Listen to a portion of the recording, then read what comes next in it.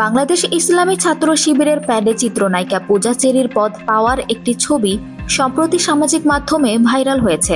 এবার এ বিষয়ে সত্যতা তুলে ধরে সব প্রকার ভুয়া ও গুজব এড়িয়ে চলার আহ্বান জানিয়েছেন শিবিরের সভাপতি মঞ্জুরুল ইসলাম। বুধবার 11 ডিসেম্বর নিজের ফেসবুক পেজে এ আহ্বান জানান তিনি।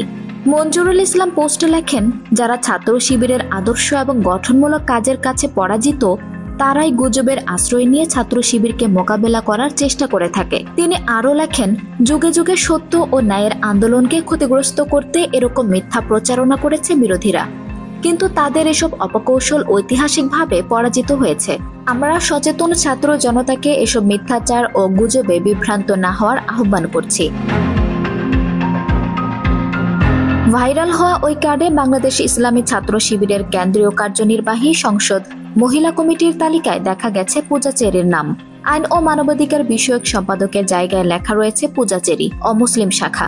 এর আগে মঙ্গলবার সন্ধ্যায় বিষয়টি মিথ্যা ও গুজব জানিয়ে ক্ষোভও প্রকাশ করেছে চিত্রনায়িকা পূজা চেরি। তিনি স্ট্যাটাসে লেখেন, মানুষ এমন অবান্তর পোস্ট করে কেমন করে, আমার বোধগম্য নয়। আমি সাধারণত কোনো রিউমার্স নিয়ে মাথা ঘামাই না। তারকাদের নিয়ে রিউমার্স ছড়াবে এটাই স্বাভাবিক। মানুষের একটা কৌতূহল থাকে মিডিয়া পার্সন বা তারকাদের নিয়ে, কিন্তু আজকে যে বা যারা এই রিউমার্সটা ছড়িয়েছেন এটা নিয়ে আসলেই কিছু একটা বলা উচিত। এটা শুধু রিউমার্স পর্যায় পর্যন্ত থাকলে কোনো ব্যাপার ছিল না, এখানে এখন ধর্মের বিষয় চলে আসছে। এসব করে সব ধর্মকে অপমান করা হচ্ছে। এমন কোনো রিউমার্স করা আসলেই উচিত নয় যে রিউমার্স জাতি, বর্ণ, ধর্ম সবকিছুর উপর প্রভাব পড়ে।